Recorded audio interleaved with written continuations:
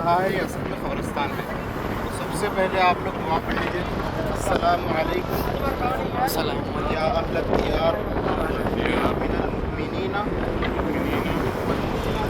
والمسلمین انشاء اللہ بكم لاحقون. اللهم اغفر لي وللمؤمنین والمسلمین والمسلمات.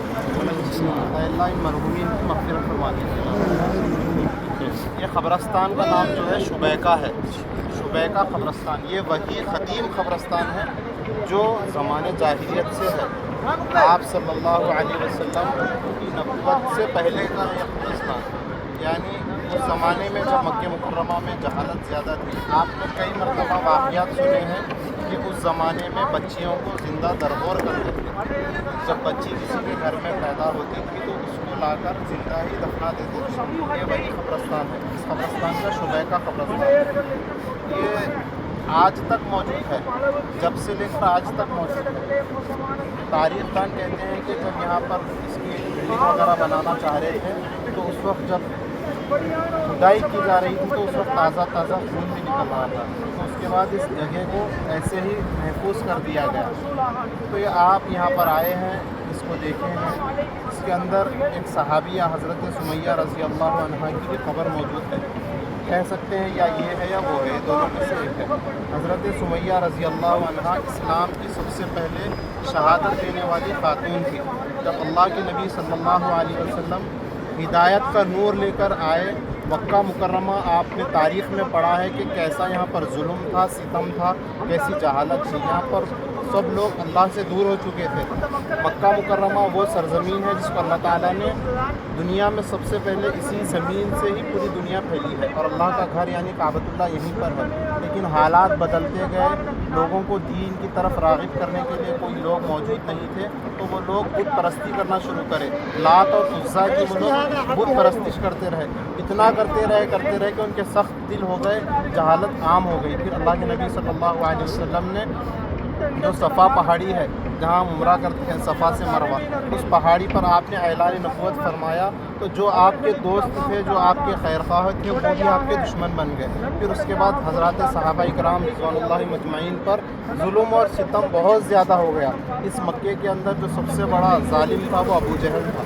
ابو جہل کے بارے میں آقا نے فرمایا ہر امت کا ایک فرعون ہے، اور میری امت کا فرعون ابو جہل تھا. اس ظالم نے صحابہ کرام جو نئے اسلام کے ان پر حد سے زیادہ ظلم. حضرت بلال رضی اللہ عنہ کے بارے میں آتا ہے کہ حضرت بلال رضی اللہ عنہ جب اسلام قبول کیے تو اس کے بعد ان پر حد سے زیادہ ظلم شروع ہوا. ان کے سینے پر پتھر رکھا جاتا اور کہا جاتا کہ یا تو اسلام چھوڑ دو یا اپنی جان گنوا دو. تو وہ اس وقت کہتے تھے احد احد، اللہ ایک ہے، اللہ ایک ہے. حضرت خباب رضی اللہ عنہ جب اسلام قبول کیے تو ان کے پیٹھ کے اوپر آگ کے انگارے کول سے رکھا جاتا تھا تاکہ انہیں تکلیف دی جائے، لیکن وہ اسلام کی ہی حالت میں تھے. پھر عمر رضی اللہ عنہ کے دور خلافت میں جب آئے تو حضرت خباب رضی اللہ عنہ کو پوچھا اے خباب تم نے اسلام کے لیے جو قربانیاں کی وہ ذرا ہمیں بھی بتائیں. تو حضرت خباب نے اپنے کرتے کو اٹھایا تو پیچھے سارا کا سارا گوشت ختم ہو چکا تھا، صرف ہڈی موجود تھی. ایسی اسلام کے لیے قربانیاں دی گئی تھی. تو انہی میں حضرت سمیہ رضی اللہ عنہ بھی تھی، جنہوں نے جو ایک تو ضعیف تھی، عمر میں بہت زیادہ تھی. جو حضرت عمار رضی اللہ عنہ، حضرت یاسر رضی اللہ عنہ، ان کی ایک والدہ اور ان کی بیوی تھی. انہوں نے بھی اسلام قبول کیا تو ان پر بھی ظلم ستم. ابو جہل اس ضعیف عورت پر ظلم کرتا، یہاں تک کہ انہیں شہید کر دیا. اور شہادت جو تھی بڑی المناک تھی، اس کو ہم بیان کر ہی نہیں سکتے، اتنی بڑی شہادت تھی. شہادت کے بعد انہیں اسی جگہ پر تدفین کیا گیا. یعنی اسلام جو ہم تک پہنچا وہ بڑی قربانیوں کے ساتھ، مشقتوں کے ساتھ، محنتوں کے ساتھ ہم تک پہنچا ہے. اب ہماری یہاں سے صرف ایک پیغام لے کر جانا ہے، ایک سبق لے کر جانا ہے کہ آنے والی نسلیں ہماری مرتد نہ ہو جائے، اسلام سے دور نہ ہو جائے. آنے والے جو فتنے ہیں، حالات ہیں، ان کو کیسے ہم قابو کر سکیں. اپنی نونہال بچوں کو دین کی تعلیم دیں، دین کی طرف راغب کریں، انہیں اللہ اور رسول صلی اللہ علیہ وسلم کی محبت گھوٹ گھوٹ کر ان کے سینوں میں پہنچائے. چاہے دنیا میں جیسے بھی حالات آ جائیں، زمین تانبے کی ہو، آسمان فولاد کا ہو، گردن پر تلوار بھی رکھ دی جائے، لیکن ہم اسلام سے ہٹیں گے نہیں، نہ اسلام کو چھوڑیں گے نہیں۔ ایسا ہمارے اندر ایمان پیدا ہو جائے۔ اللہ نے ہمیں یہاں پر قبول کیا ہے، اور ہم اس گرمی کے موسم میں، اتنی گرمی، تپش والی گرمی میں یہاں پر کھڑے ہیں، اور ہم عہد بھی کرنا ہے کہ انشاءاللہ جب تک بھی دنیا میں رہیں گے اسلام پر قائم رہیں گے، اسلام پر بھی اللہ ہمیں ایمان والی موت عطا فرمائے، قیامت تک کے لیے اللہ ہمیں دین کے لیے قبول کروائے۔ یہی ہمارے اندر جذبہ پیدا ہو، اسی لیے ہم یہاں پر لائے ہیں تاکہ اندر وہ جذبہ ہو۔